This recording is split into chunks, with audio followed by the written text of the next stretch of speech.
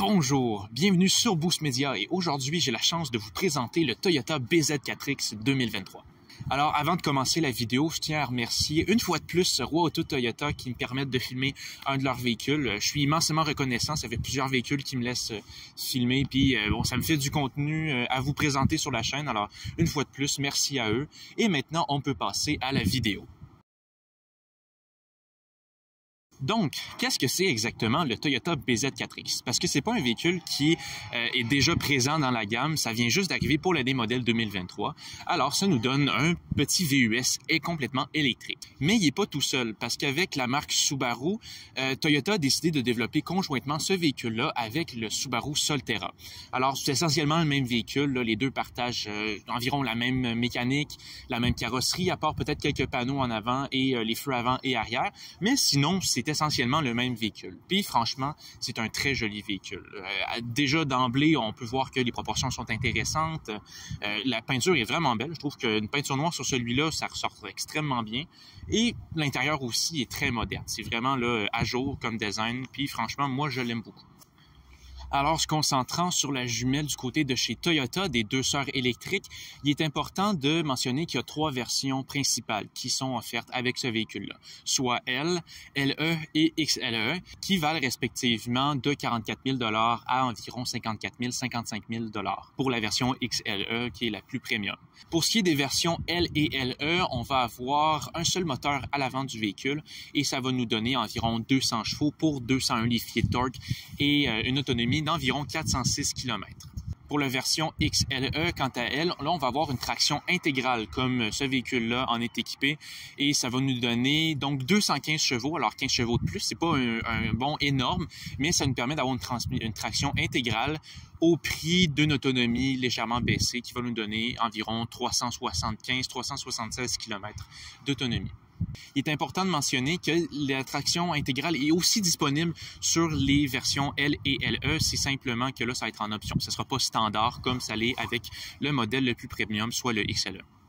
Un détail que je tiens à faire remarquer à propos de la transmission intégrale dans le BZ4X XLE, c'est que en fait, elle a été développée par Subaru. Alors, étant donné que ils ont développé le BZ4X puis le Solterra conjointement, ben là, on a une transmission intégrale de Subaru. Fait que le fameux 4 pattes de chez Subaru qu'on retrouve dans le WRX, dans la Outback, ben on va l'avoir ici. Pas exactement la même, mais la technologie puis l'expérience que Subaru a, ben ils l'ont envoyé dans la transmission intégrale du BZ4X. Ce qu'on retrouve aussi de base, évidemment, dans le Solterra. Si jamais vous décidez de vous acheter un Subaru Solterra, pas un Subaru Solterra, mais un BZ4X, ben, vous pourrez dire à vos amis que vous avez le fameux 4 pattes Subaru dans votre véhicule. Un autre petit détail qui est, selon moi, digne de mention, c'est dans le nom du BZ4X. Parce qu'au premier abord, moi, la première fois que j'ai entendu parler de ça, je me disais, voyons donc, c'est quoi ce nom-là bizarre, puis c'est juste des lettres puis des chiffres attachés puis mélangés ensemble. Mais en fait, le BZ, ça veut dire Beyond Zero, parce que c'est un véhicule électrique, évidemment. Alors, au-delà des zéro émissions, on a un véhicule là qui est définitivement focusé sur l'avenir puis le zéro émission. Alors, d'où le nom BZ4X. Par exemple, 4X, ça... Alors, pour ouvrir le coffre, c'est très simple. On a simplement besoin d'appuyer sur un bouton sur la clé de la voiture. Et voilà, maintenant, on est à l'intérieur du coffre du BZ4X. Alors, avec le Toyota BZ4X, on va avoir un coffre d'environ 784 litres, ce qui est quand même un très bon espace pour un VUS électrique qui se situe environ entre le RAV4 et le Highlander en termes de taille et d'espace. Et aussi considérant que c'est un véhicule électrique, parce que si vous le saviez pas, souvent les véhicules électriques avec leur batterie vont prendre beaucoup d'espace dans le coffre. Le plancher lui-même va être plus relevé, particulièrement en arrière. Et c'est pour ça que souvent, ça peut avoir l'air un peu moins pratique quand on a un véhicule électrique. C'est sûr que là, on est plus vert, mais au sacrifice de l'espace de rangement.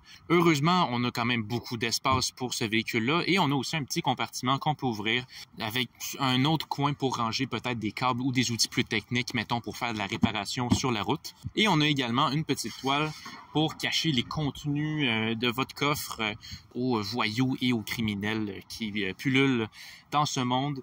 On peut aussi remarquer à gauche du coffre le subwoofer du système de son JBL qui est offert avec le package technologie dans le modèle XLE. Nous voici maintenant à l'intérieur du Toyota BZ4X.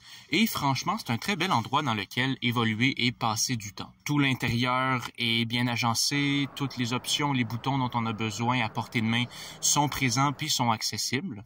Par exemple, sur la console, elle domine vraiment là, le milieu de l'avant du véhicule. Elle prend beaucoup d'espace sans pour autant être trop encombrante. Ce que j'aime bien, là, tout ce qu'on a besoin pour avoir une console, somme toute assez utile, est présent et accessible.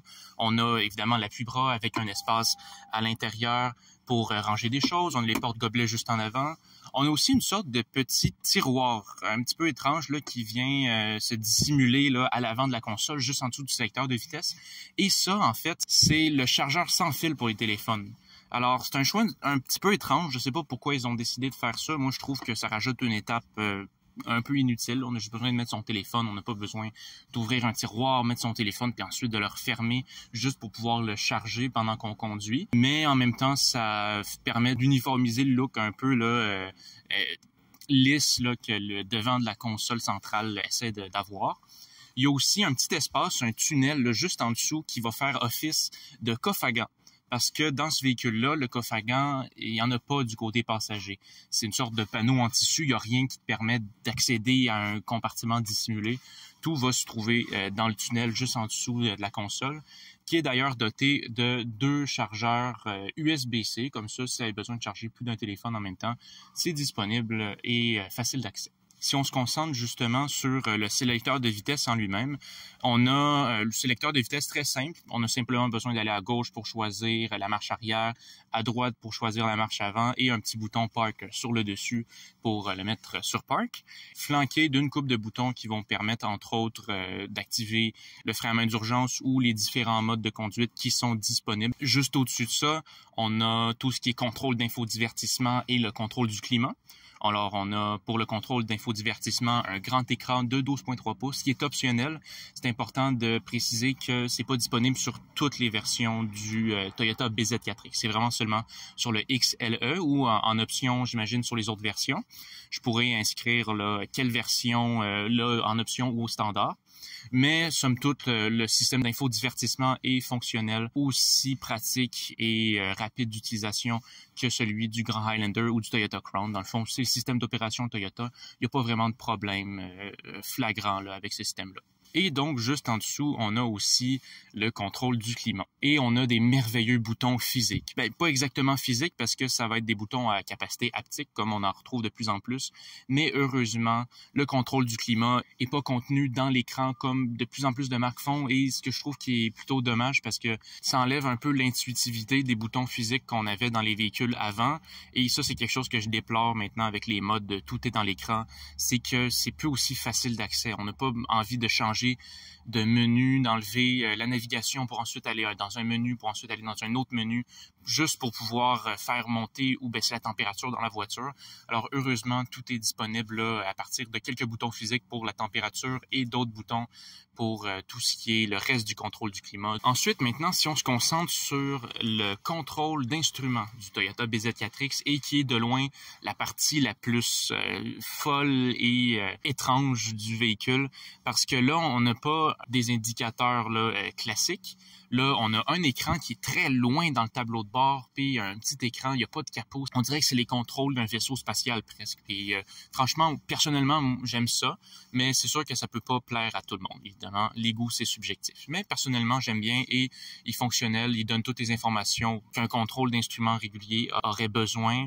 On est capable, à partir des boutons sur la roue, de choisir les différents modes de conduite puis les différents modes de traction ou de cruise control, le cruise control adaptatif qui est disponible sur cette voiture-là en option. Et c'est pas mal tout ce qui est de remarquable pour l'avant du BZ4X et en termes d'espace de rangement, à part évidemment les endroits pour mettre les bouteilles dans les portes conducteurs et passagers. Et maintenant, on peut se déplacer à l'arrière du Toyota BZ4X et franchement, les bancs arrière sont pas si mal. Je suis légèrement déçu par peut-être la qualité des matériaux qui est pas mal moins élevée qu'en avant. On n'a pas les sortes de tissus un peu intéressants qu'on retrouve sur le tableau de bord. On a beaucoup plus de plastique dur à l'arrière et je trouve ça un peu plate pour les passagers arrière qui, selon moi, méritent autant de pouvoir profiter de l'aspect moderne puis futuriste du BZ4X.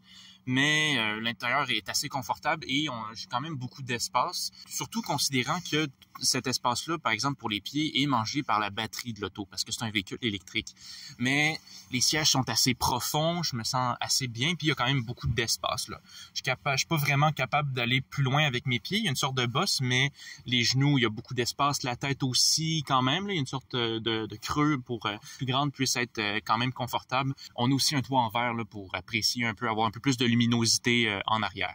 Tant qu'à être en arrière, je tiens aussi à pointer quelque chose, une autre je dirais déception pour ce qui est du BZ4X, c'est les pieds de la structure du véhicule en arrière qui sont très larges, très gros et ça diminue beaucoup la visibilité arrière. Je me suis promené un petit peu puis j'avais l'impression de pas trop voir qu'est-ce que je faisais puis j'avais pas envie de frapper les autres voitures dans le stationnement. Heureusement, il y a des caméras à 360 degrés et une sorte de vue à caméra à vol d'oiseau qui est disponible en option. Selon moi, je vais mettre une petite légende pour vérifier mes propos, mais ça reste un petit peu dommage, sachant que j'avais eu une très bonne visibilité avec le Toyota Crown, qui est, c'est certain, c'est sûr que c'est plus une berline, mais même le Toyota Grand Highlander, je trouvais qu'on voyait très bien à l'arrière, alors que c'est un très gros véhicule. Alors ici, manque un petit peu de visibilité. C'est bien dommage parce que c'est un très joli véhicule. Alors maintenant, pendant que Mère Nature me punit de passer trop de temps à filmer mes voitures, je pense qu'il est temps de vous faire un petit résumé de la voiture. J'ai passé un très bon moment à filmer puis à passer toute la voiture en revue. Je trouve que c'est un très joli véhicule, autant à l'intérieur qu'à l'extérieur. L'intérieur est très moderne, il est vraiment à jour. Puis j'aimerais, si je pouvais en avoir, je pense que j'aimerais passer du temps à l'intérieur. L'arrière peut-être qui est un peu moins intéressant que l'avant, mais généralement, la majorité du temps qu'on va passer, ça va être à l'avant. Alors, c'est pas si grave que ça. L'espace aussi est décent. On peut baisser les sièges puis avoir beaucoup d'espace. Le volume de cargo est pas trop grugé par les batteries. On a quand même pas mal d'espace et plusieurs compartiments pour ranger toutes sortes de choses. Alors, je trouve que c'est une bonne chose que Toyota ait pensé à ça parce que trop de voitures électriques priorisent la batterie ou l'autonomie pour des véhicules dans ce genre-là. C'est important d'avoir de l'espace puis c'est important que la voiture soit pratique parce que c'est une voiture avec laquelle on va passer beaucoup de temps et qu'on va utiliser régulièrement. Alors, finalement, selon moi, c'est un très bon compétiteur à ses autres contreparties coréennes et japonaises, soit le Kia EV6, le Nissan Ariya et le Hyundai Ioniq 5. Tous des véhicules complètement électriques, évidemment.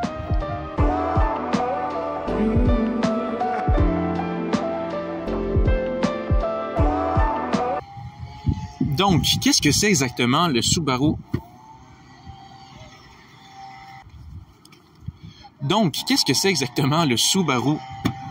Mais c'est pas le seul véhicule mais il est pas tout seul parce que